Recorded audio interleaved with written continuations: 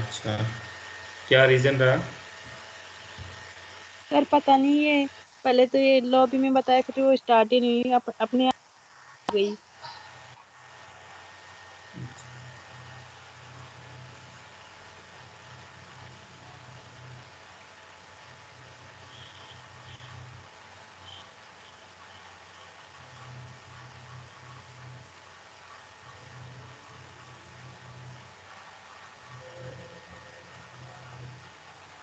तो कल की क्लास तो मैंने यूट्यूब पे भी अपलोड कर दिया, वहां से देख सकते हो ना। Okay sir.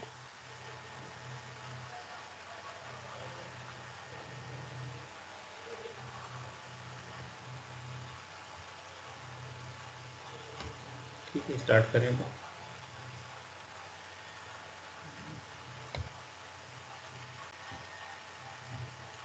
स्क्रीन विजिबल है? Yes sir. तो कल अपन ने डबल इंटीग्रेशन किया था। Double integration between the region R F of x y d x d y. तो जब डी एक्स के अलोंग अपन इंटीग्रेशन कर रहे हैं तो वाई को एज ए कांस्टेंट ट्रीट करते हैं, और लिमिट्स अपन फाइंड करते हैं। तो लिमिट्स अपने पास तीन तरीके की आती है। दोनों लिमिट्स कांस्टेंट हो, या एक्स की लिमिट कांस्टेंट हो, वाई की फंक्शन ऑफ एक्स में दी हुई हो, वाई की लिमिट कांस्टेंट हो, और एक्स की लिमिट फंक्शन ऑफ वाई में दी हुई है। तो अपन पहले अकॉर्डिंगली उसमें कि पहले वाई के रेस्पेक्ट में इंटीग्रेशन करना है या एक्स के रेस्पेक्ट में करना है, वो अपन जज कर पाते हैं उससे। तो ऐसे करके अपन ने रीजन भी कुछ फाइंड किए थे। इसी के कंटिन्यूएशन में ये एग्जांपल है, ये करो आप लोग। ये एग्जांपल सब कुछ हो रहा है ना? Yes sir.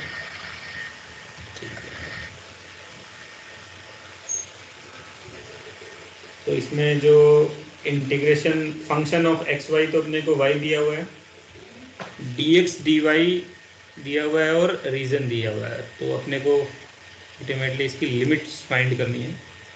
और लिमिट्स के लिए अपने पास हिंट है कि R is the region bounded by parabola y square is equal to 4x और x square is equal to 4y। तो ये दोनों पैराबोला बनाओ, लिमिट फाइंड करो। सर ये एंटरिंग पॉइंट कैसे देखते हैं सर? हाँ, पहले इसके ग्राफ बनाओ आप लोग, फिर अपन बताते हैं कैसे बना सकते हैं ना। Y square is equal to 4x का पैराबोला बनाओ, और x square is equal to 4x का पैराबोला बनाओ। दोनों का इंटरसेक्शन पॉइंट देखो, और किसी को कल समझ में आया वो लिमिट कैसे निकालते, तो वो लिमिट निकाल के भी बताओ।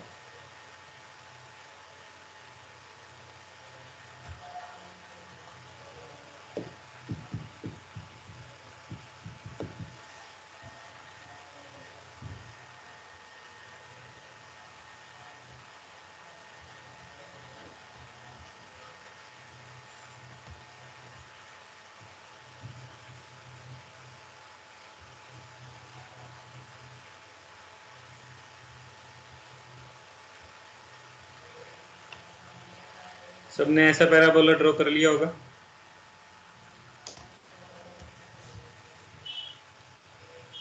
X square is equal to 4 by ऊपर एक्स एक्सिस से इस साइड बन जाएगा अपना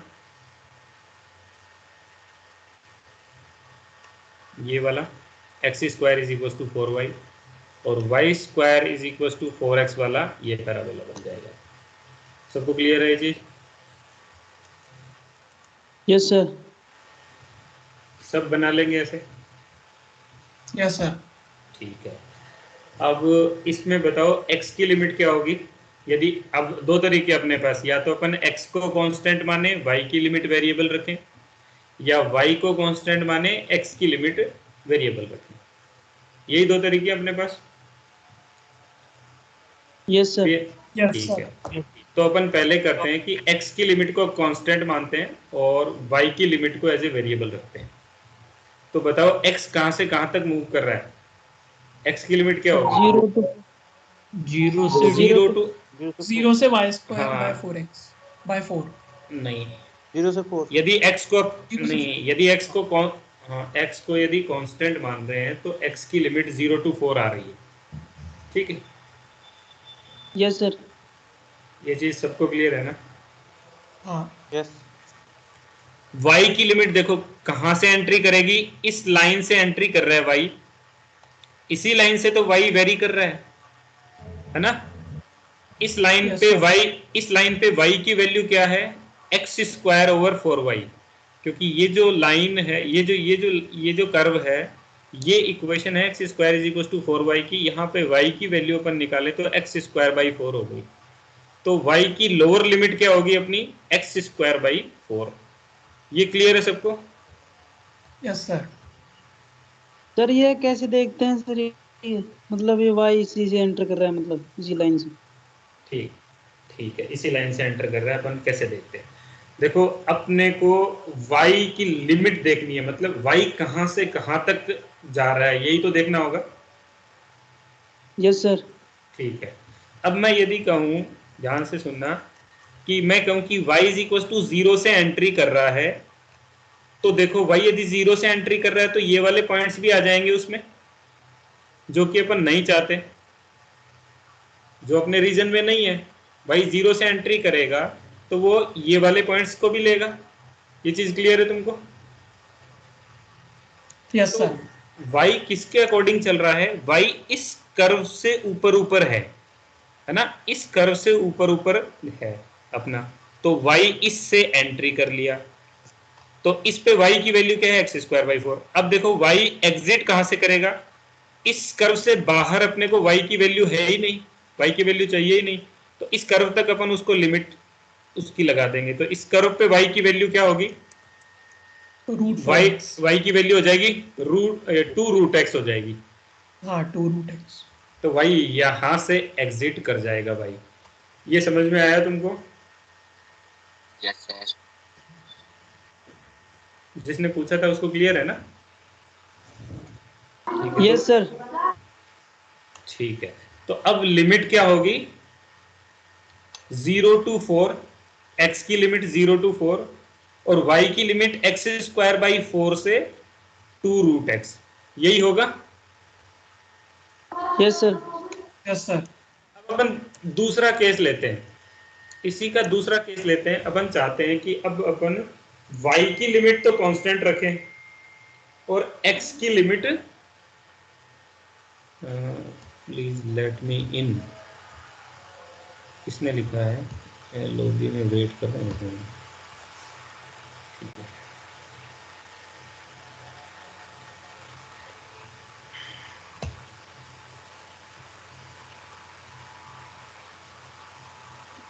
ये लेट कमर्स है ना, ये फिर अब ज्वाइन कर रहे हैं, ठीक है, पूरी क्लास में डिस्टर्ब करते रहते हैं।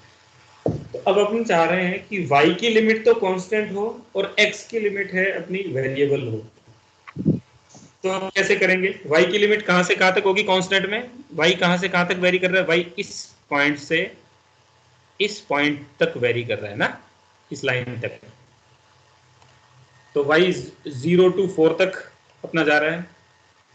x कहां से कहां तक एंट्री कर रहा है, कहां से कहां तक, यहां से x एंट्री कर रहा है, इस पे x की वैल्यू है y स्क्वायर बाई 4, यहां से x एग्जिट कर रहा है, तो इस पॉइंट पे x की वैल्यू है 2√y।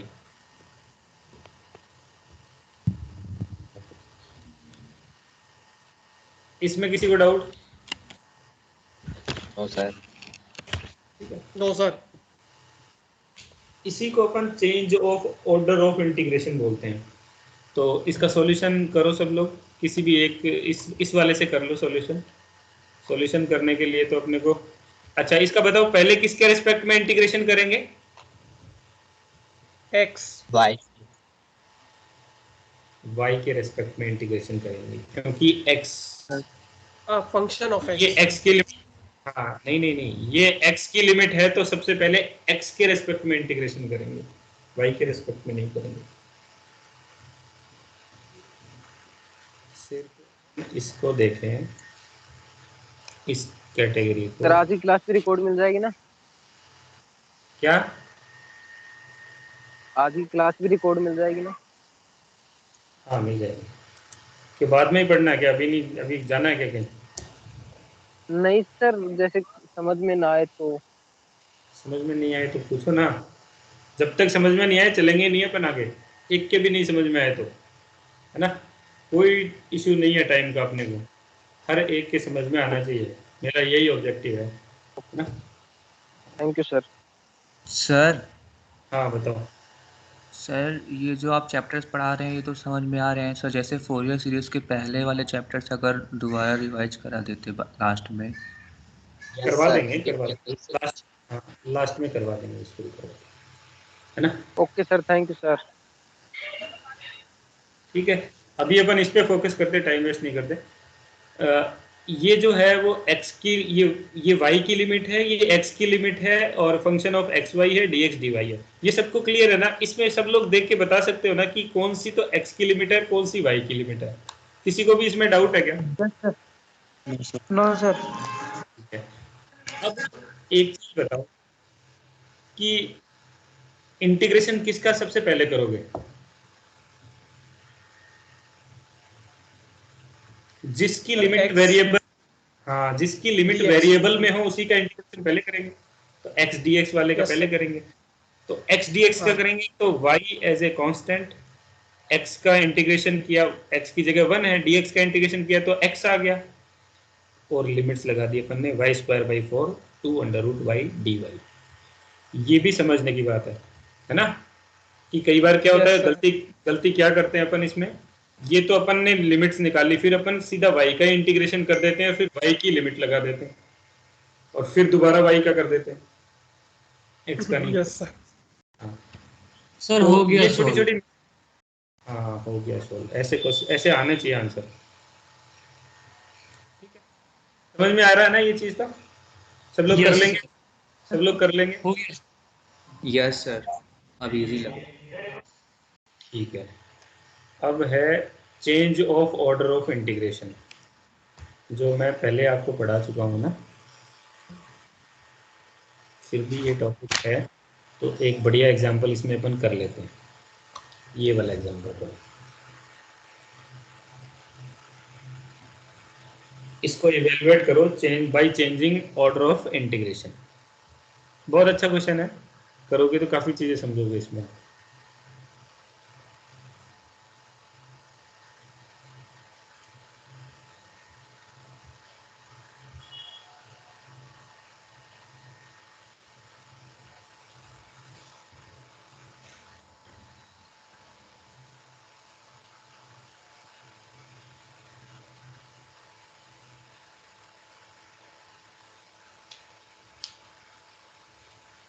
कोई एक जिसको ये डाउट हो कि लिमिट कैसे फाइंड कर सकते हैं, वो ये बताओ कि ये x की लिमिट कौन सी है और y की लिमिट कौन सी है, और पहले किसके रेस्पेक्ट में इंटीग्रेशन करेंगे?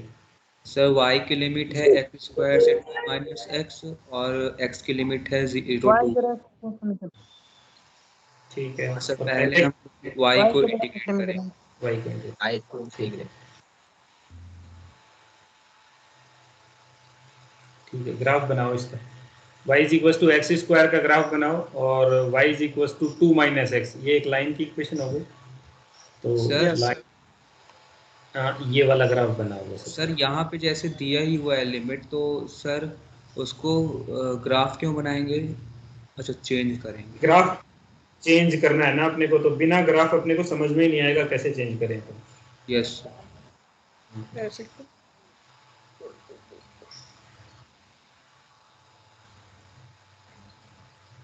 देखो अच्छा क्वेश्चन है।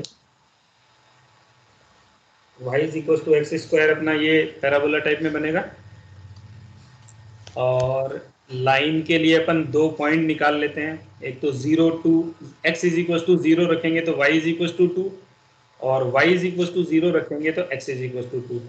तो 0 2 और 2 0 2 पॉइंट मिल गए, अपन ने लाइन ड्रॉ कर दी। y = x² एक पैराबोला था जो ड्रॉ कर दिया अपन ने।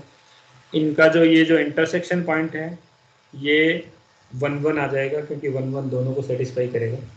देख लो रख के, x = 1 इसमें रखेंगे, पैराबोला में रखेंगे तो y = 1, x is equal to 1 यहाँ रखेंगे तो y इज इक्वल टू 1, तो दोनों को सेटिस्फाई कर रहा है 1 पॉइंट। तो ये अपना रीजन बन गया। अब सबसे पहले अपन जस्टिफाई करते हैं कि ये जो लिमिट दे रखी थी वो अपन ने रीजन सही तो बनाया है ना, ये जस्टिफाई कर लेते हैं अपन पहले, ठीक है। तो x की लिमिट है वो 0 to 1 जा रही है, क्लियर है, ये अपने को सही लग रहा है। x की लिमिट है वो 0 to 1 है। y है वो x स्क्वायर से एंट्री कर रहा है, ठीक बात है, इस पैराबोला से एंट्री कर रहा है और इस लाइन पे एग्जिट कर रहा है, तो लिमिट सही है। सबको समझ में आया कि लिमिट सही है, जो ग्राफ बनाया Yes, वो अपनी लिमिट से मैच कर रहा है, ठीक है। अब अपने को change of order of integration करना है, मतलब y की लिमिट को अपने को कांस्टेंट करना है और x की लिमिट को वेरिएबल करना है। बताओ कैसे करोगे? देखो मैं गलत करता हूं, फिर समझना कि गलती कैसे होती है। मैं करूंगा कि y की लिमिट यहां से जा रहा है साहब और 2 तक जा रहा है, तो y की लिमिट आ गई 0 to 2 और x की लिमिट में यहां से एंट्री करवाऊंगा थोड़ा ऊपर से, तो यहां एग्जिट हो जाएगा, तो x की लिमिट जो होगी वो 2 माइनस वाई तक चली जाएगी, 2 माइनस वाई तक, है ना। और मैंने गलती ये करी कि मैं यहां से एंट्री करवा दूं और यहां से एग्जिट करवा दूं, तो x की लिमिट अंडर रूट वाई तक चली जाएगी, 0 से अंडर रूट वाई, तो जो कि गलत होगी, हाँ जो कि गलत होगी, है ना। तो अपने को 2 रीजन में इसको डिवाइड करना पड़ेगा, क्योंकि x जो है वो आधा तो इस कर्व से जा रहा है ना, और आधा इससे Yes, sir. डिफाइन हो रहा है, आधा इससे डिफाइन हो रहा है। तो अपन ने इंटरसेक्शन पॉइंट से इसको कट कर लिया और इसको फर्स्ट रीजन बोल दिया और इसको सेकंड रीजन बोल दिया। अब फर्स्ट रीजन की अपन लिमिट निकालें तो वो क्या आएगी, कोई एक बताएगा? y की लिमिट क्या आएगी पहले बताओ? 0 से 1। 0 से 1। सर 1 से 2 आएगी, 1 से 2 आएगी। पहली लिमिट फर्स्ट रीजन की ये तो हाँ second सर, रीजन 0 से 1 आएगी। 0 से 1 आ जाएगी ना। फर्स्ट रीजन की 0 से 1 y जा रहा है, क्योंकि यहाँ से यहाँ तक ही जा रहा है, y जो है वो Sir? यहाँ से यहाँ तक ही जा रहा है। हाँ बताओ। लेकिन यहाँ पे कर्व है जो एक्स स्क्वायर वाला है, तो एक्स स्क्वायर से लेके 1 तक फर्स्ट वाले की लिमिट, क्योंकि नीचे वाला जो अपना खाली एरिया है वो थोड़ी लेना है अपन को। अगर 0 ले लेंगे तो y खाली एरिया भी आ जाएगा। तो उसको अपन x से रेस्ट्रिक्ट कर देंगे, उसको वो जो खाली रीजन है ना उसको अपन x से रेस्ट्रिक्ट कर देंगे। देखो कैसे कि y की लिमिट 0 to 1 जा रही है, x को अपन रेस्ट्रिक्ट कर दिया, x को 0 से एंट्री करवाई और x को यहीं एग्जिट करवा दिया अपन ने, तो x की वैल्यू यहाँ पे क्या हो गई, रूट y। तो अब वो Yes, अपना sir. डिफाइन हो गया ना रीजन, ये वाला ये आ गया 0 तो to root। Yes sir. 0 to root y। सबको क्लियर है ये चीज? Yes sir. Yes second region की लिमिट फाइंड करो चुपचाप सब लोग। एक्स तो जाएगा 0 से लेके, तो 1 से 2 तो y चला जाएगा, ठीक है, x जाएगा सर 0 से 2 माइनस वाई। ठीक है, एकदम सही है।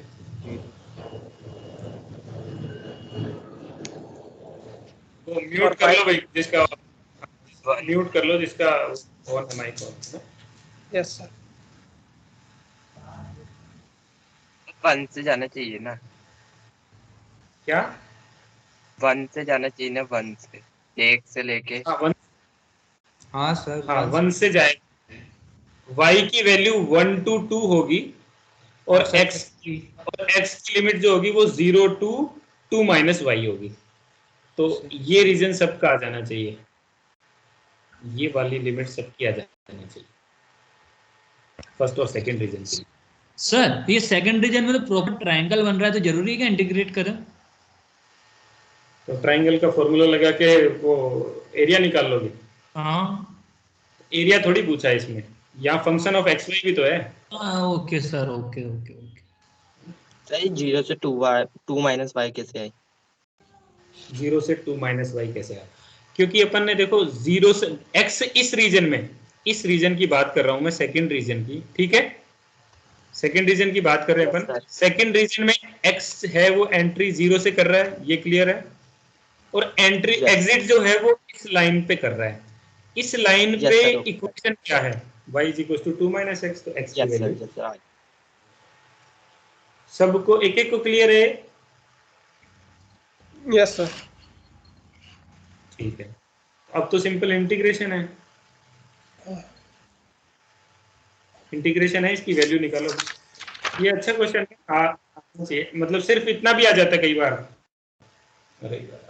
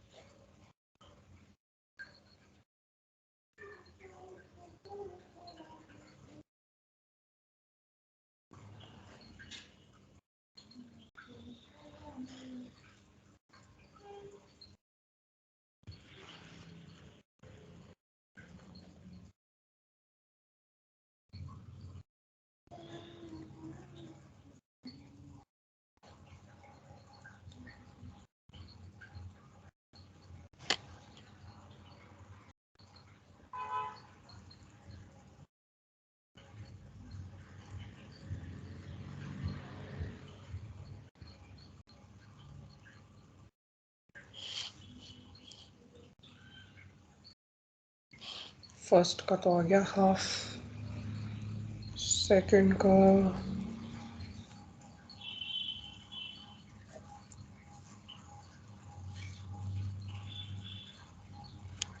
y x स्क्वायर,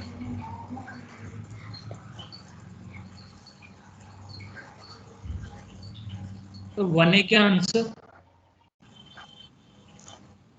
भाई अभी सर की शायद चल गया नेटवर्क। आंसर 1 आ डाउन रहा हो है। गया था। हाँ, उनका नेट डाउन। एक हाँ, एक सेकंड रुको, वो क्या लैपटॉप शट डाउन हो गया था, चार्जर।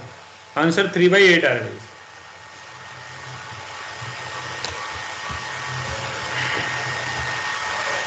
आंसर इसका 3/8 आ रहा है। सर ये ऑर्डर चेंज करने पर आंसर में फर्क पड़ेगा? पढ़ सकता है तो।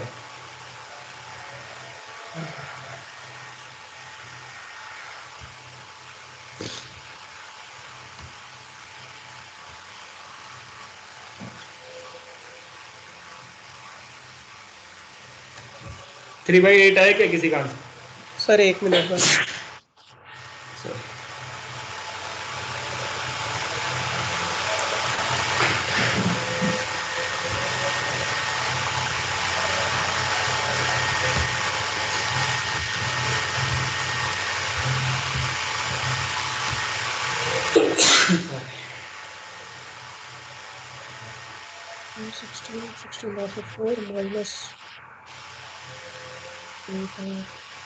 म्यूट कर दो भैया अपना, तो बेसिक क्वेश्चन करना।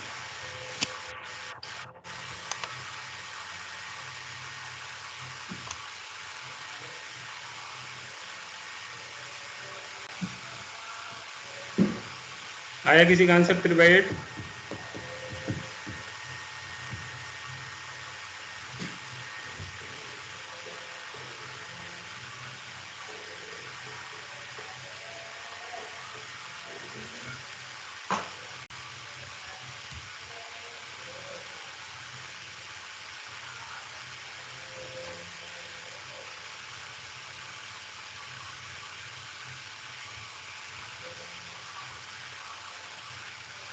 आवाज आ रही है ना मेरी? Yes sir.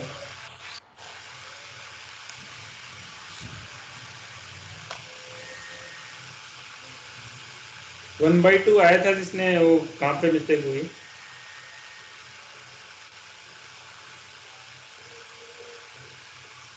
हाँ सर 3/8 आ गया। एक का 1/2 हो गया इन दोनों में से।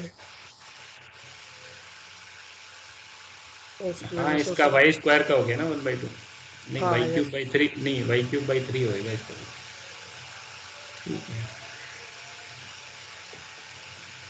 कैलकुलेशन है, ये तो करनी है आपको।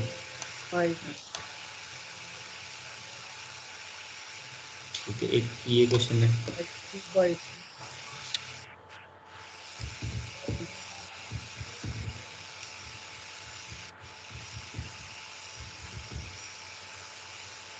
जिसका 3/8 आ गया है, जिसने सॉल्व कर लिया वो इसको करे।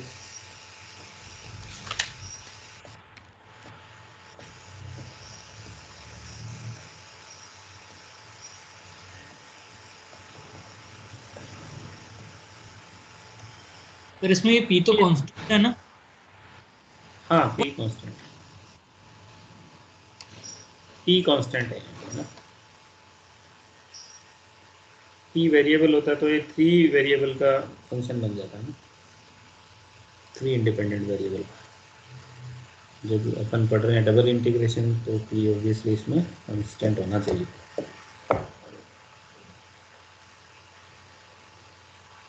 इसकी वो रीजन कौन सा होगा ये बताओ, फर्स्ट क्वाड्रेंट?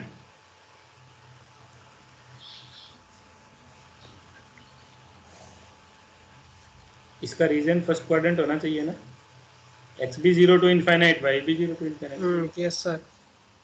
Yes sir. तो लिमिट चेंज करोगे तो भी यही आएगी। Yes sir. मतलब लिमिट यहाँ से एंट्री करवाओ x को, y x के लिए यहाँ से 0 to इनफाइनाइट, y को 0 to इनफाइनाइट, चाहे इधर से अपन एंट्री करवाएं, y ये x 0 to इनफाइनाइट और y 0 to इनफाइनाइट, तो दोनों केस में लिमिट सेम रहेगी। तो Yes, दोनों साइड से अपन इंटीग्रेशन करके देख लेते हैं इसका।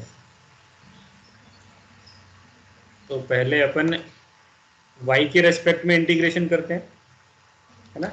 y के रेस्पेक्ट में इंटीग्रेशन करते हैं तो साइन px अपना कांस्टेंट की तरह ट्रीट करेगा। e to the power minus x y का इंटीग्रेशन करना है y के रेस्पेक्ट में, तो e टू द पावर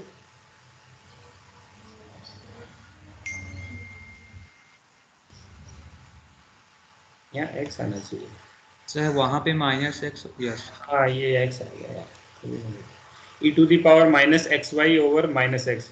ये देखो गलती हो जाती है छोटी छोटी, e to the power minus x y over minus x, क्योंकि रिजल्ट अच्छा इन्फिनिटी, इसमें लिमिट लगाएंगे तो क्या आंसर आएगा इसका, e to the power minus x y क्या होता है, e to the power 1 upon e to the power x y. e to the power infinity रखेंगे तो 1 ओवर इन्फिनिटी, 1 ओवर इन्फिनिटी अपना 0 हो जाएगा, और माइनस लोअर लिमिट लगाएंगे तो e टू द पावर 0 आ जाएगा जो 1 होगा, और माइनस माइनस प्लस हो जाएगा। तो इस पूरी लिमिट से अपने को 1 मिल जाएगा। इससे सब लोग Yes. सबको ये लग रहा है सही कि 1 आ जाएगा इससे? नो सर,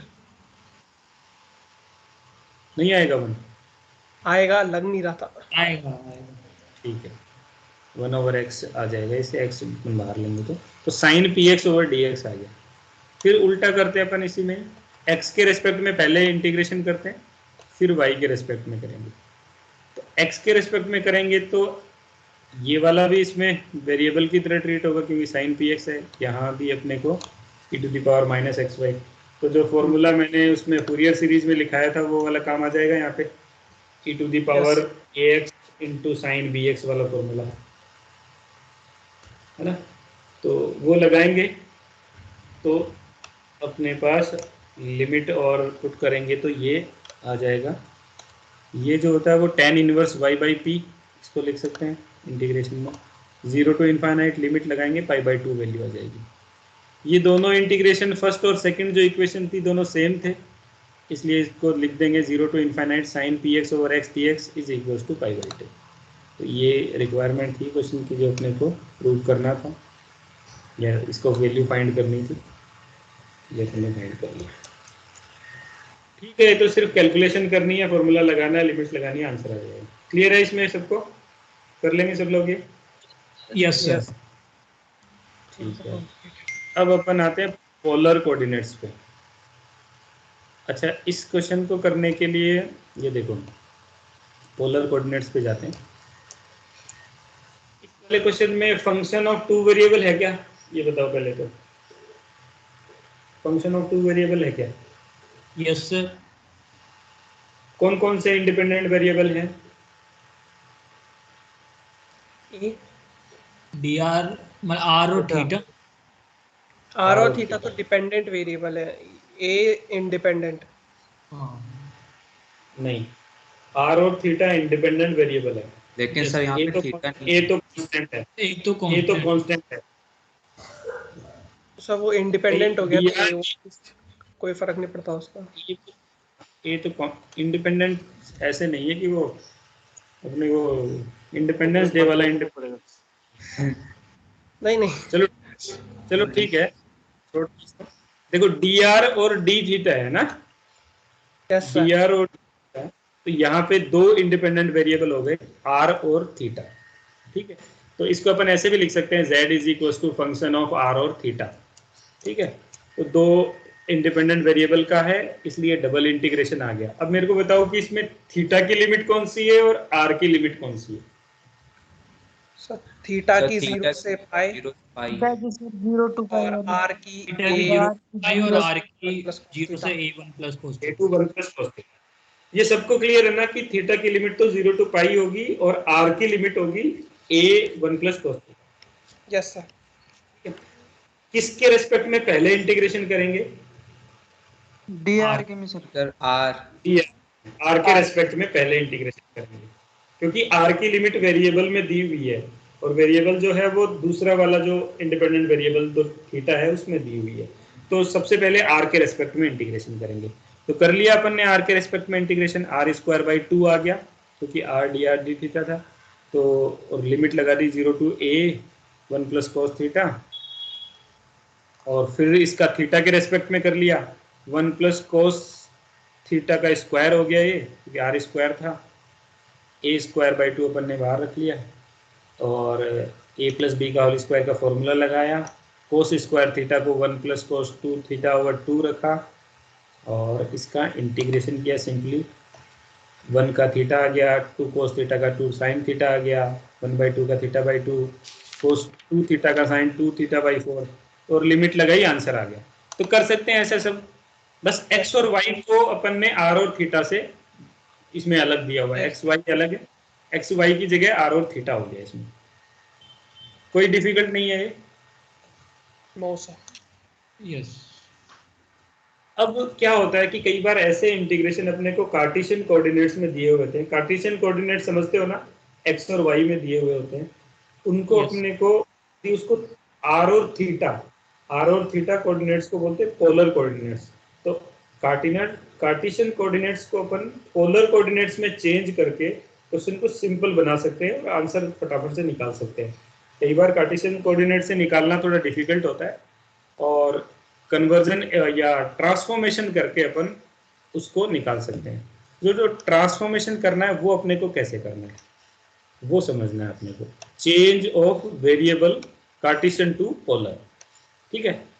ट्रांसफॉर्मेशन करने के लिए 3 स्टेप है अपने पास, उनको फॉलो करेंगे, थ्योरी में बताऊंगा आपको, पर करना क्या एक्चुअल जो आपको प्रॉब्लम आएगी वो करना क्या, वो ये 3 स्टेप में करेंगे अपन। एक्स को अपन आर कोस थीटा, वाई को आर साइन थीटा पुट करेंगे।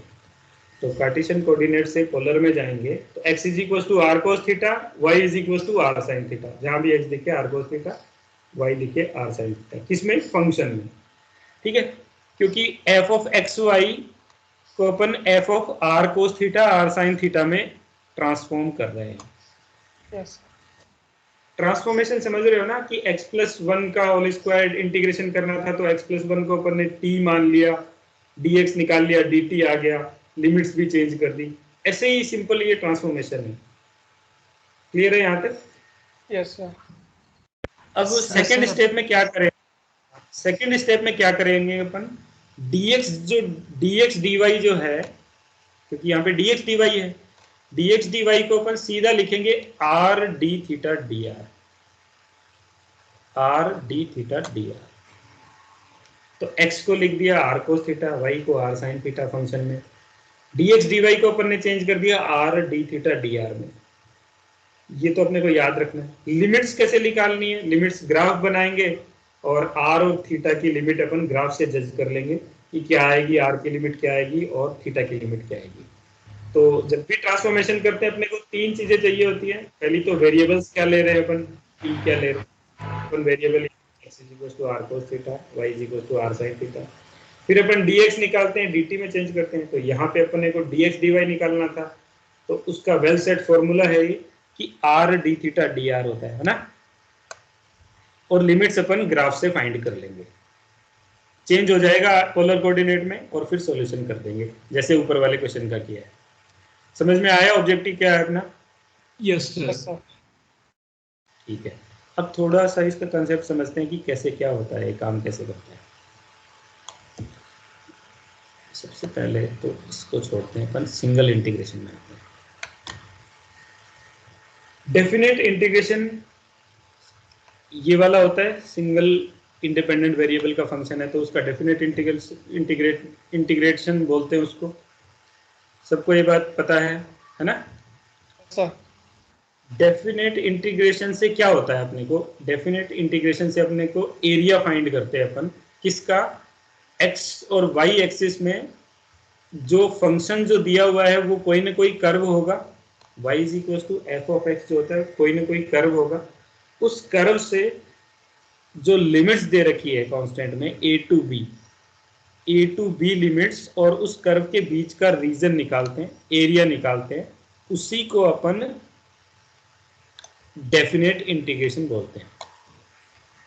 ये चीज समझ में आई सबको? Yes sir.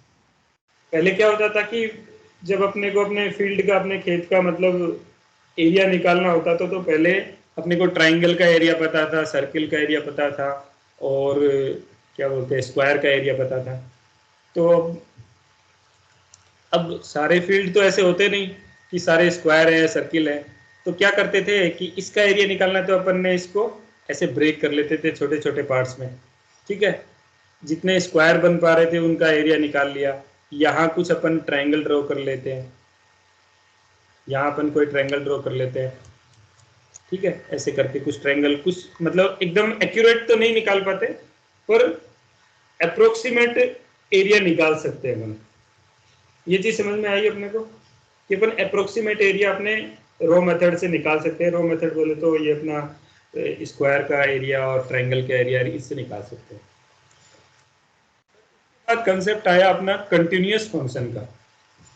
कंटिन्यूअस फंक्शन क्या होता है कि पेन चलाना शुरू करें तो अपने को उस फंक्शन पे पेन उठाने की जरूरत नहीं पड़े, कंटिन्यूअस फंक्शन हो। ये चीज समझ में आई? Yes sir. कंटिन्यूअस फंक्शन में ऐसा ही होता है क्योंकि LHL is equal to RHL is equal to function की उस पॉइंट पे वैल्यू, तो उस पॉइंट पे फंक्शन कंटिन्यूअस होगा और जिस रेंज में दिया हुआ उस रेंज में यदि फंक्शन कंटिन्यूअस है तो वो कंटिन्यूअस फंक्शन। तो अपन सिंपल भाषा में इसको समझें तो यही होता है कि अपने को कंटिन्यूअस ग्राफ मिले, कहीं पे पॉइंट ब्रेक नहीं हो। जैसे ये वाला जो फंक्शन है वो कंटिन्यूअस नहीं होता क्योंकि इस जो पॉइंट पे है वो यहाँ पे दोनों की वैल्यू सेम नहीं है, तो इसलिए ये कंटिन्यूअस नहीं है। समझ में आया कंटिन्यूअस फंक्शन क्या होता है? एक रफ सी डेफिनेशन है अपने पास। तो जब कंटिन्यूअस फंक्शन एग्जिस्टेंस में आया, कंटिन्यूअस फंक्शन एग्जिस्टेंस में आया तो अपन ने क्या किया, ये जो रीजन था इसको अपन ने छोटे छोटे स्क्वायर्स में डिवाइड कर लिया, छोटे छोटे पार्ट्स में डिवाइड कर लिया, है ना? को यदि अपन छोटा कर ले एकदम तो यहाँ पे f ऑफ x कहीं आएगा और यहाँ पे dx मतलब एक छोटे से स्मॉल उसकी लेंथ ले लें अपन dx, और y जो है क्योंकि y is equal to f of x है तो इसी को अपन छोटा सा फंक्शन इसी का पार्ट मान ले, तो इसका एरिया क्या होगा? fx into D x, length into height, ऐसे कर सकते हैं, इसकी बेस इंटू हाइट कर दें इसको, तो F x into D x area define करेगा छोटे फॉर्म में। तो ऐसे करके अपन ने क्या किया, F x into D x area निकाला, आई जो है उसकी लिमिट अपन ने 1 to n कर दी, n टेंस टू इंफिनिटी कर दी। तो जितने स्क्वायर अपन बड़े लेंगे उतना एक्यूरेट एरिया आएगा, या जितने स्क्वायर छोटे लेंगे उतना एक्यूरेट एरिया आएगा? ये बताओ कोई। छोटे लेंगे उतना, छोटे छोटे स्क्वायर करते जाएंगे, छोटे इसको डेल्टा एक्स को अपन जितना छोटा करेंगे एक्यूरेसी उतनी ही बढ़ती जाएगी अपनी। Yes sir. तो और अप्रोक्सीमेट आता जाएगा। तो n टेंड्स टू इन्फिनिटी कर दिया, इन्फिनिटी मतलब तो बहुत छोटा हो गया एकदम से। उस समेशन को ही अपन ने क्या लिख दिया, integration of F x D x. जब इंटीग्रेशन के फॉर्मूले ये सब डेवलप हो गए तो इससे अपन ने इसको integration of F x D x लिख दिया। तो definite integral first single variable में कुछ नहीं है, एक सीरीज है इन फंक्शंस की, और उसका सम जो होता है वो ही अपना डेफिनेट इंटीग्रेशन होता है। वो सीरीज किसकी है, वो एरियाज की है, छोटे छोटे एरियाज की है, जिनकी लेंथ अपन ने डेल्टा एक्स को अपन जितना छोटा कर सकें, डेल्टा एक्स को जितना छोटा कर सकें टेंड्स टू 0 कर दिया, और एन जो इंटरवल थे उनको अपन ने बढ़ा दिया, तो उससे एग्जैक्ट अपने पास एरिया निकल के आएगा। ये कंसेप्ट समझ में आया क्या सबको? किसी को भी डाउट इसमें? नहीं है, ठीक है। तो अब आते हैं अपन डबल इंटीग्रेशन में। डबल इंटीग्रेशन क्या करता है? डबल इंटीग्रेशन क्या करता है अपने को, जैसे एफ ऑफ एक्स वाई है, एफ ऑफ एक्स तो अपना कर्व को रिप्रेजेंट करता है, एफ ऑफ एक्स वाई किसको रिप्रेजेंट करेगा बताओ? एक सरफेस को रिप्रेजेंट करेगा। एफ ऑफ एक्स अपना कर्व को रिप्रेजेंट करता है, और एफ ऑफ एक्स वाई जो होगा वो एक सरफेस को रिप्रेजेंट करेगा, करेगा ना? Yes sir. ठीक है, तो अपन क्या करते हैं, एक सरफेस ले लिया अपन ने इस टाइप का, जो कि y is equal to f1x, x की लिमिट अपनी a टू b, अपन ऐसा कर रहे हैं कि x की लिमिट कांस्टेंट है और y की लिमिट वेरिएबल है। तो अपन ने जो सरफेस था वो इस तरीके से डिजाइन कर लिया कि ऐसा वाला सरफेस है ना। यहाँ पे ये जो वैल्यू है फंक्शन की ये कुछ भी हो सकती है, f ऑफ f2x और f1x।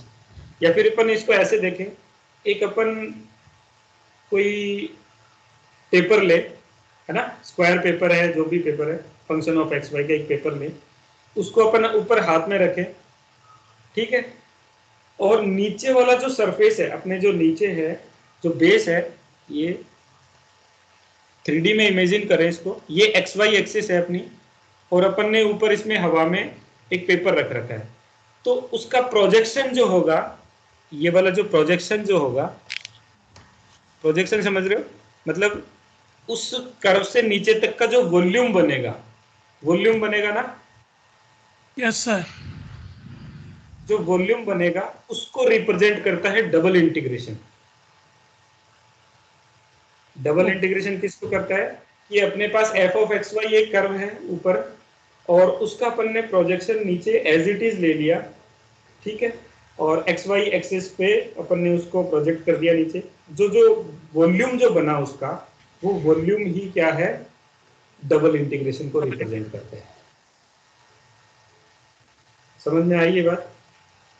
Yes sir. यदि ऊपर अपने पास सर्कल है कोई, ऊपर अपन ने एक सर्किल के फॉर्म में कोई पेपर ले लिया और उसका प्रोजेक्शन अपन ने नीचे एक्स वाई एक्सिस में ले लिया, तो क्या निकलेगा?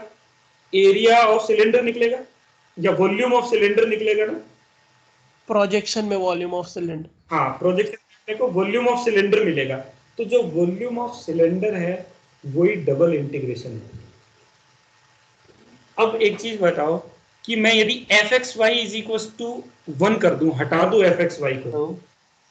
हेलो, हाँ सर, स्क्वायर ले लेंगे तो क्या बनेगा सर? स्क्वायर ले लेंगे तो उसका प्रोजेक्शन क्या बनेगा? स्क्वायर ले लेंगे तो क्यूब बन जाएंगे। भाई आप ऐसे रख रहे हो ना, एक स्क्वायर का पेपर ले लो, एक पेपर ले लिया, वो मतलब मान लो कि आपका रेक्टेंगल है, उसका प्रोजेक्शन नीचे करोगे तो एक पिलर जैसा सा बन जाएगा। वो पिलर का वॉल्यूम क्या है? Double integration. अब एक चीज बताओ, एफ ऑफ एक्स वाई 1 कर दिया मैंने, एफ ऑफ एक्स वाई 1 कर दिया, तो इसका मतलब जो पेपर जो था ऊपर जो सरफेस ले रहे थे वो सीधा सीधा नीचे चला गया, उसकी वैल्यू 1 हो गई, तो वो अपना बेस पे आ गया, वो अपना यहाँ बेस पे आ गया। तो बेस पे आ गया तो अब जो इंटीग्रेशन होगा डबल इंटीग्रेशन, वो किसको रिप्रेजेंट करेगा? हाइट तो उसमें 0 हो गई, तो सिर्फ वो एरिया को रिप्रेजेंट करेगा। यस अच्छा सर। सर हाँ sir single integration gives area, double integration gives a volume. हाँ, अब देखो सिंगल इंटीग्रेशन है वो एरिया को रिप्रेजेंट करता है इस फंक्शन से यहाँ इस लिमिट के बीच में, ठीक है। डबल इंटीग्रेशन एरिया को रिप्रेजेंट करेगा जब उसमें फंक्शन ऑफ एक्स वाई की वैल्यू 1 हो जाए। सिर्फ इतना जो होगा वो एरिया को रिप्रेजेंट करेगा। और ये जो साथ में यदि दे दिया आपने एफ ऑफ एक्स वाई, यदि इसमें पुट कर दिया तो वो रिप्रेजेंट करेगा वॉल्यूम को। वो किस टाइप का वॉल्यूम होगा, वो एफ एक्स वाई पे डिपेंड करेगा कि ऊपर सरफेस कैसा है अपना। पिक्चर क्लियर हो रही है क्या? इमेजिन कर पा रहे हो क्या कि मैं क्या बोल रहा हूँ? बिल्कुल सर, अच्छा लगा।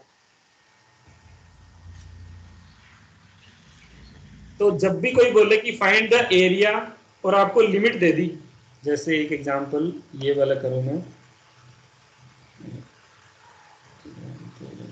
ये वाला, find the area of reason bounded by the curves, ठीक है। Find the area of the region bounded by the curves. अब कर्व कैसे हैं अपने, एक्स और वाई के फंक्शन है ना। तो इनसे कोई कर्व बनेगा और उससे अपने को उस रीजन से अपने को एरिया निकालना है। मतलब डबल इंटीग्रेशन करेंगे, ठीक है, dx dy लिखेंगे और इस रीजन से अपन लिमिट्स निकालेंगे x और y की और आंसर फाइंड कर देंगे, वो अपना एरिया हो जाएगा। सबको क्लियर? तो जब भी एरिया ऑफ रीजन निकालना हो तो अपने को एफ ऑफ एक्स वाई को 1 कंसीडर करना है। 1 कंसीडर क्यों करना है वो मैंने अभी बताया है कि जो एफ ऑफ एक्स वाई है वो सीधा बेस में चला जाएगा जहाँ एक्स वाई एक्सिस है अपनी, तो वहाँ पे अपने को वॉल्यूम नहीं मिलेगा क्योंकि हाइट अपनी 0 हो गई और उससे अपने को एरिया फाइंड हो जाएगा। अब आते हैं अपन इसी अच्छा, इसको अपन ऐसे भी लिख सकते हैं,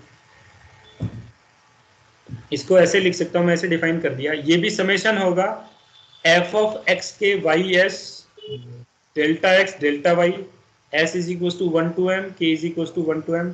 डेल्टा एक्स डेल्टा वाई को मैंने 0 अज्यूम कर लिया और इसकी लिमिट जो है n टेंस टू इन्फिनिटी और m टेंस टू इन्फिनिटी करेंगे तो रीजन आ जाएगा, वॉल्यूम आ जाएगा अपने पास। क्योंकि देखो अपन ये एरिया कोई कंसीडर कर लेते हैं यहाँ पे छोटा, इसको delta x into delta y कर दिया और वॉल्यूम के लिए अपने को हाइट वाला एफ ऑफ एक्स और वाई एस कर दिया इसमें। इसका समेशन करेंगे छोटा छोटा, इसको सम करेंगे इनका और डेल्टा एक्स डेल्टा वाई इनकी वैल्यू अपन लिमिट करेंगे कि ये 0 की तरफ चली जाए, तो बहुत छोटा वॉल्यूम होगा। छोटे छोटे वॉल्यूम को कलेक्ट करते जाएंगे, उनका सम करते जाएंगे तो अपने को इंटीग्रेशन मिल जाएगा, ठीक है। एग्जैक्ट वॉल्यूम मिल जाएगा, उस एग्जैक्ट वॉल्यूम को अपन डबल इंटीग्रेशन की फॉर्म में लिख देते हैं। सिर्फ ये रिप्रेजेंटेशन है और इसके अपन ने फॉर्मूले बना रखे हैं जो कि इससे मैच कर जाते हैं, तो ये अपना डबल इंटीग्रेशन हो गया। इसी को अपन पोलर में समझ लेते हैं। पोलर कोऑर्डिनेट में अपन क्या करते हैं, इस रीजन को आर और थीटा में ब्रेक करते हैं। तो ये आर हो गया डेल्टा, ये डेल्टा आर हो गया, ये वाला एक छोटा सा रीजन कंसीडर कर लेते हैं इसमें। ये जैसे यहाँ पे कर लिया, ये डेल्टा थीटा था ये वाले छोटे से रीजन का, ये वाला रीजन ये वाला है, ठीक है। और इसमें ये डेल्टा आर, ये आर लेंथ है अपने पास, ये जो लेंथ है इस छोटे से रीजन की ये डेल्टा आर है। ये वाली आर डेल्टा आर होगी, क्यों होगी आर डेल्टा आर? सर वो radius R is equal chord का आर एरिया होता है, angle is equal to arc over radius, ऐसे कुछ होता है ना। हाँ यस सर, एक फॉर्मूला होता है। Angle is equal to R in, या फिर R is equal to R theta होता है। हाँ सर जो आर्क होती है वो उसका थीटा इंटू वो आर, रेडियस जितना भी है वो आर्क के बराबर होता है। तो उसको लिख सकते हैं अपन arc is equal to theta into radius लिख सकते हैं इसको। तो theta is equal to arc over radius भी लिख सकते हैं अपन, तो ये वाला फॉर्मूला लगा दिया अपन ने यहाँ पे। तो आर डेल्टा थीटा, तो एरिया इस रीजन का क्या आया, आर डेल्टा थीटा। ठीक है। अब फंक्शन में अपन ने x is equal to R cos theta, y is equal to R sine theta, और dx dy को अपन क्या लिखेंगे, आर डेल्टा थीटा। अब समझ में आया अपन ने यहाँ पे इसको आर डेल्टा थीटा क्यों लिखा? Yes sir. सबको क्लियर है कि dx dy को अपन ने R D theta D R लिख दिया। क्यों? क्योंकि अपन ने इस तरीके से इसको डिफाइन किया हुआ है, आर डेल्टा थीटा। तो ये सब तो थ्योरी हो गई, जो आपको कंसेप्ट याद रखने, ध्यान में रखने हैं, कोई इंटरव्यू में कोई पूछ लो तो। बाकी अपने को स्टेप्स याद रखने हैं कि x is equal to R cos theta, y is equal to R sine theta, directly dx dy को अपन R D theta D R लिखेंगे, और थर्ड जो स्टेप है अपनी लिमिट निकालने की, वो अपन ग्राफ से निकालेंगे। तो एक एग्जांपल करते हैं फटाफट से, टाइम हो रहा है आप लोगों का। ये वाला एग्जांपल करते हैं। Transform the integral 0 to under root a square minus x square y square x square plus y square under root dx dy। इस इंटीग्रेशन को देखो कि कार्टेशियन कोऑर्डिनेट में कर रहे हैं तो थोड़ा टाइम लगेगा इसमें, भले अपन x के रेस्पेक्ट में पहले कर लें, y के रेस्पेक्ट में कर लें, टाइम टेकिंग है ये, और लिमिट्स अपने को दे रखी है तो टाइम लगेगा इसमें। तो अपन क्या करते हैं, इसको पोलर कोऑर्डिनेट्स में चेंज कर लेते हैं, और क्वेश्चन में भी कहा है कि पोलर में चेंज करना है। तो simply x is equal to R cos theta, y is equal to R sine theta, dx is equal to R D theta D R. ठीक है, ये तो रखेंगे ही अपन। लिमिट्स फाइंड करनी है अपने को। तो ये किसकी इक्वेशन है, इसमें y is equal to y square is equal to a square minus x square, और सर्कल की इक्वेशन है x square plus y square is equal to a square, और 0 to a तक रेस्ट्रिक्ट कर रखा है, मतलब 0 to a तक जाएगा तो फर्स्ट जो ये वाला जो सर्किल है, इतना पार्ट ही सर्किल का आ रहा है, पूरा सर्किल नहीं होगा। सबको जस्टिफाई है ये चीज कि पूरा सर्किल क्यों नहीं होगा, क्योंकि x की जो लिमिट है वो 0 to a तक जा रही है, y की लिमिट 0 से एंट्री कर रही है, और इस सर्कल पे एग्जिट कर रही है। इस सर्कल पे वैल्यू है a square minus x square का रूट। तो रीजन जो है वो ये वाला बनेगा अपना। सबको क्लियर है, रीजन ये बनेगा? Yes sir. अब यहाँ पे थीटा की लिमिट बताओ क्या होगी? थीटा 0 से शुरू कर रहा है और पाई बाई 2 तक जा रहा है at most. Theta 0 to pi by 2 तक जा रहा है। आर कहां से कहां तक जा रहा है? आर 0 से a, हाँ 0 to a तक ही जा रहा है। यहाँ पे a ही है, सारी जगह यहाँ पे a होगा। तो आर की लिमिट होगी वो 0 to a, और थीटा की limit 0 to pi by 2। X is equal y square था तो अपन ने r square sine square theta लिख दिया। X square plus y square under root, तो ये आर ही होता है अपना, इस फॉर्म में लिखेंगे अपन। Cos square theta plus sine square theta common आ जाएंगे, वो 1 हो जाएंगे, आर स्क्वायर हो जाएगा, अंडर रूट करेंगे तो आर।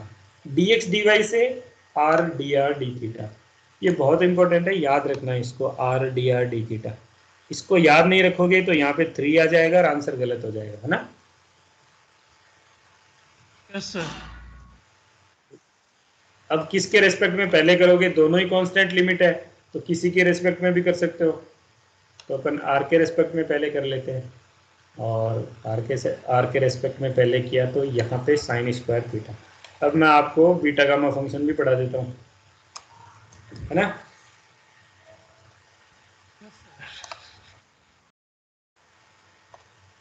यहाँ तक किसी को कोई प्रॉब्लम तो नहीं है, ये बताओ, किसी को भी कोई डाउट है? No sir. क्लियर है ना ये? ठीक है। अब आप a5/5 0 to pi by 2 sign square theta d theta.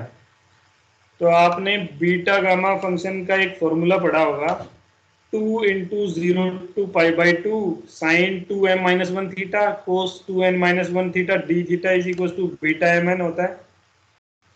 ये पढ़ा था? Yes sir.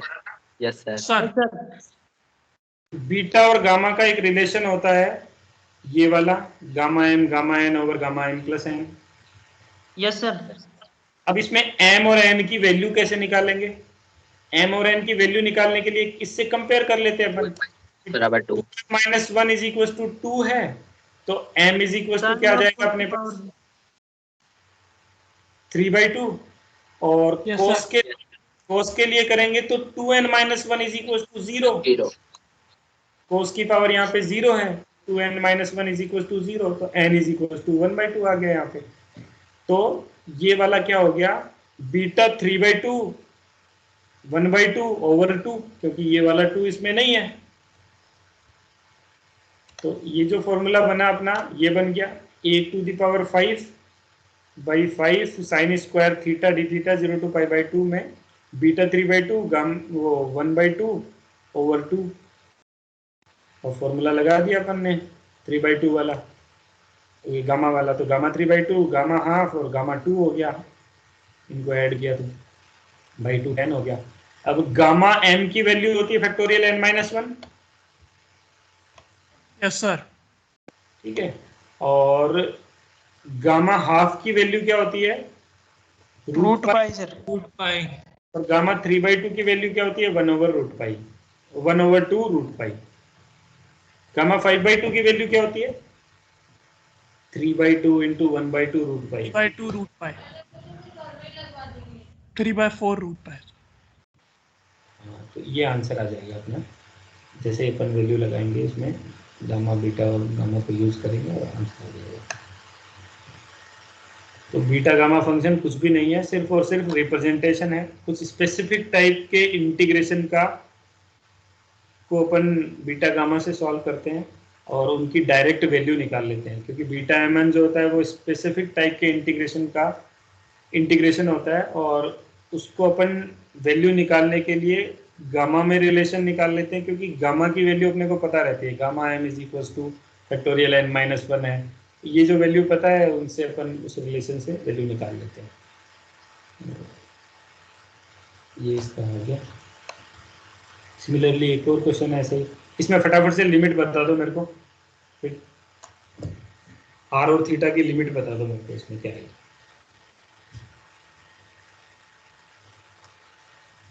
चेंज कर रहे हैं इसको, order of integration polar coordinates में चेंज कर रहे हैं, तो इसमें r और थीटा की लिमिट बता दो मेरे को।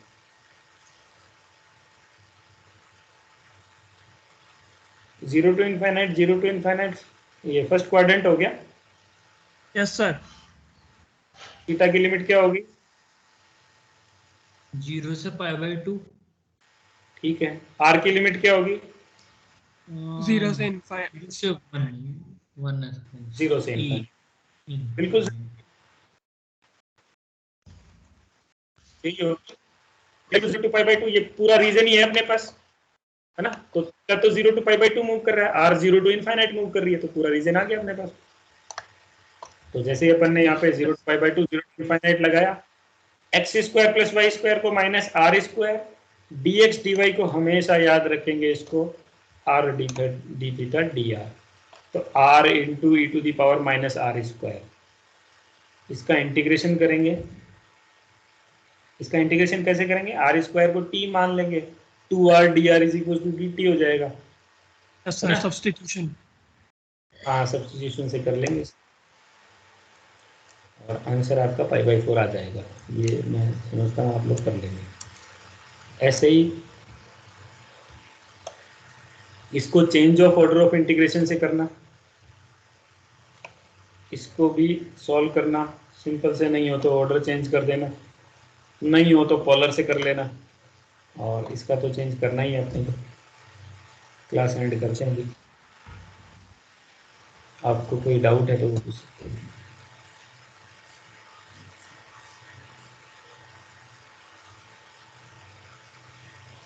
ठीक है, समझ में आया ना डबल इंटीग्रेशन और change of order of integration और पोलर कोऑर्डिनेट्स?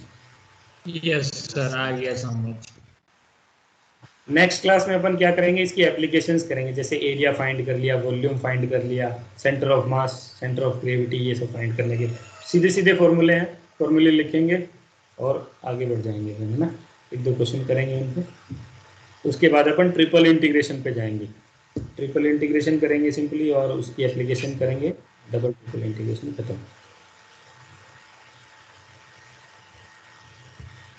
ठीक है, हैंड करते हैं class. Thank you okay sir. Thank you sir. Thank you sir. Thank you sir.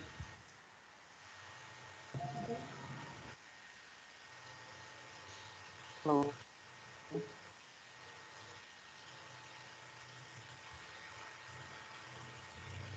Hello sir कल भी यही हेलो। टाइम पे?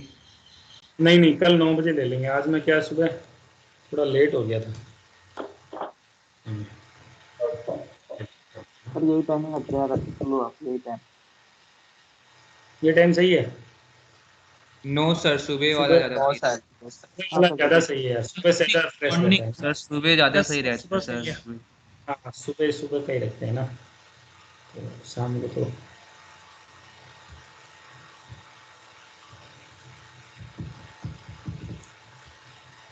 अटेंडेंस हेलो डाल। हाँ हेलो। सर जैसे सिंगल इंटीग्रेशन एरिया को रिप्रेजेंट करता है बेसिकली, वो single integration definite integration, single definite हाँ। इंटीग्रेशन वो एरिया देता है, लेकिन डबल हम्म, डेफिनेट इंटीग्रेशन वो वॉल्यूम देता है बेसिकली सर।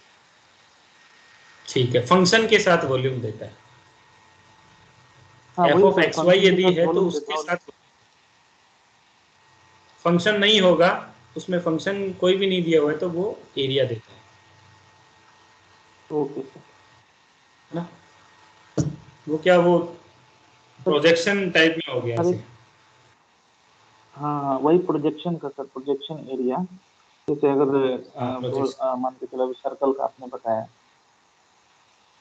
प्रोजेक्शन लेंगे तो उसका प्रोजेक्शन बेसिकली वॉल्यूम करेक्टर बन जाएगा। प्रोजेक्शन वॉल्यूम ऑफ सर्कल, हाँ जैसे हाँ सर्कल अपने पास है, हमने एक सर्कल लगा दिया और उसके नीचे जितना भी जो सर्कल का जो सिलेंडर बनेगा, नीचे बेस में यदि एक्स वाई है अपने, तो एक्स वाई एक्सिस पे टच करेंगे और जो सिलेंडर बनेगा उसका वॉल्यूम निकालेगा ये। हाँ डबल इंटीग्रेशन। हाँ, डबल इंटीग्रेशन। और यदि ये एफ एफ एक्स वाई ऊपर वाला 1 हो गया तो जो सर्कल है वो नीचे चला गया एकदम से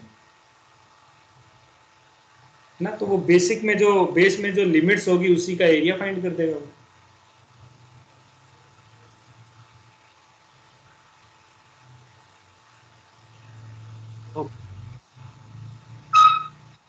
क्योंकि डबल इंटीग्रेशन में एक चीज और ध्यान रखो कि डबल इंटीग्रेशन में एक्स वाई लिमिट आ रही है ना। एक्स वाई जो होता है तो वो दो कोऑर्डिनेट सिस्टम का ही है। यदि इसमें जेड कंपोनेंट नहीं है तो ये एरिया ही बनाएगा, सरफेस ही जनरेट करता है। और जेड कंपोनेंट है वो अपन इसमें फंक्शन से ले आते हैं, एफ ऑफ एक्स वाई से अपन इसमें जेड कंपोनेंट डेवलप कर लेते हैं। ऐसे भी समझ सकते हो इसमें। ठीक है, इसका क्या ग्राफ थोड़ा सा ये थोड़ा सही नहीं बनता। हाँ, नहीं तो वो बुक्स में अच्छा दे रखा है, तो समझ सकते हो। चलो ठीक है, और किसी को कुछ पूछना है?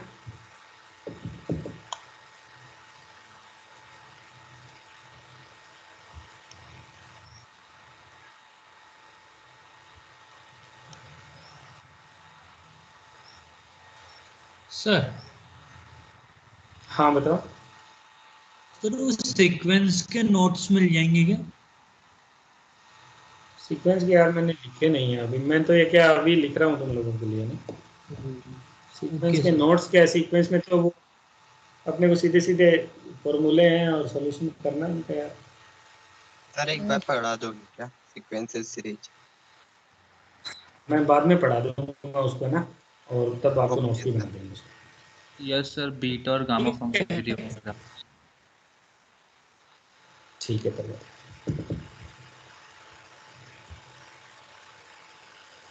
एंड करो ना आप तो, मैं फाइनली। ओके सर, कर दो yes and. Thank you. PDF भेज देना।